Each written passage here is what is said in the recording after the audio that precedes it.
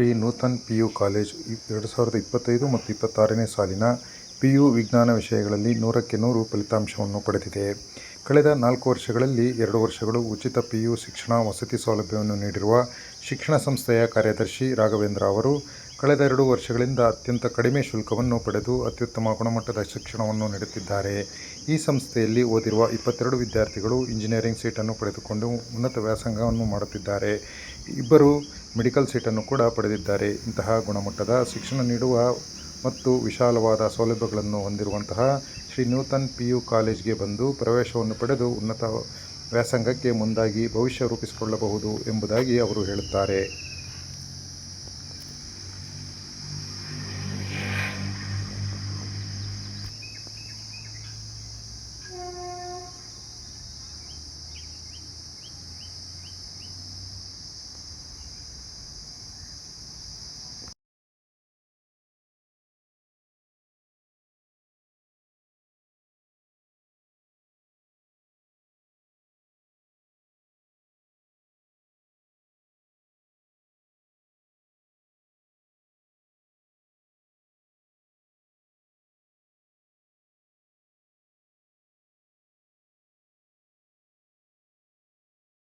So ಇಲ್ಲಿ ನಮ್ಮ college ಬಗ್ಗೆ ನಾನು ಹೇಳಬೇಕು ಅಂದರೆ ನಾವು ಸತತವಾಗಿ 4 ವರ್ಷಗಳಿಂದ ನಾವು ಕಾಲೇಜನ್ನು ಸ್ಟಾರ್ಟ್ ಮಾಡಿದ್ದೀವಿ.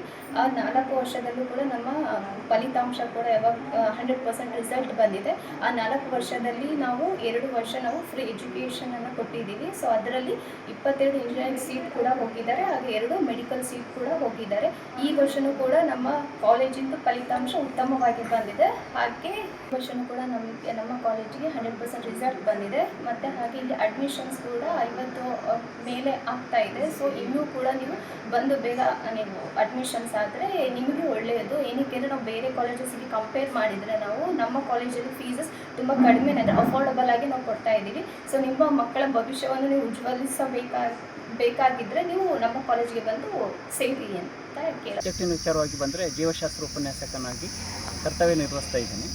ಈ ಸಂಸ್ಥೆಯಲ್ಲಿ ಲಾಸ್ಟ್ ಇಯರ್ 2026 ಮಾರ್ಚರಲ್ಲಿ 100ಕ್ಕೆ 100ರಷ್ಟು ದ್ವಿತೀಯ PUC ಫಲಿತಾಂಶ ಬಂದಿದೆ. ಇತ್ತೀಚಿನ ದಿವಸಗಳಲ್ಲಿ ನೋಡಿದಾಗ ಈಗ ಪ್ರಥಮ PUCಗೆ ಜಾಯಿನ್ ಆಗ್ತಾ ಇರ್ತಕ್ಕಂಥ ಮಕ್ಕಳು ಈಗ ಆಲ್ರೆಡಿ 15 ಆಗಿದೆ, ಇನ್ನು ಮುಂದೆ ಬರ್ತಾನೇ ಇದ್ದಾರೆ. ಸಂಸ್ಥೆಯ ವಾತಾವರಣ ಚೆನ್ನಾಗಿದೆ ಮತ್ತು ಇಲ್ಲಿರ್ತಕ್ಕಂಥ ಈಗ ಬಂದಿರತಕ್ಕಂಥ ಎಲ್ಲ ಹೊಸ ಸ್ಟಾಫ್ ಸಹ ಇದೆ, ಚೆನ್ನಾಗಿ ಕರ್ತವ್ಯನ ನಿರ್ವಹಣೆ ಮಾಡ್ತಿದ್ದಾರೆ. ಈ ಸಂಸ್ಥೆಯಲ್ಲಿ ಉತ್ತಮ ಫಲಿತಾಂಶ ಇದೆ. ಹಾಗೆ ಇಲ್ಲಿ ವಸತಿ ಸೌಲಭ್ಯನೂ ಸಹ ಇದೆ. ಕಾರ್ಯದರ್ಶಿಯವರ ಪ್ರಕಾರ ಇಲ್ಲಿ ದ್ವಿತೀಯ PUC ಮಕ್ಕಳಿಗೆ ಉತ್ತಮ ಶಿಕ್ಷಣ ಹಾಗೆ ವಸತಿಯನ್ನು ಉಚಿತವಾಗಿ ಕೊಡ್ತಕ್ಕಂಥ ಒಂದು ವ್ಯವಸ್ಥೆಯನ್ನು ಮಾಡಿಕೊಂಡಿದ್ದಾರೆ. ಈ ಒಂದು ಸಂಸ್ಥೆಗೆ ನಾನು ಧನ್ಯವಾದವನ್ನು ಹೇಳಲಿಕ್ಕೆ ಇಷ್ಟಪಡ್ತೇನೆ. ಎಲ್ಲರಿಗೂ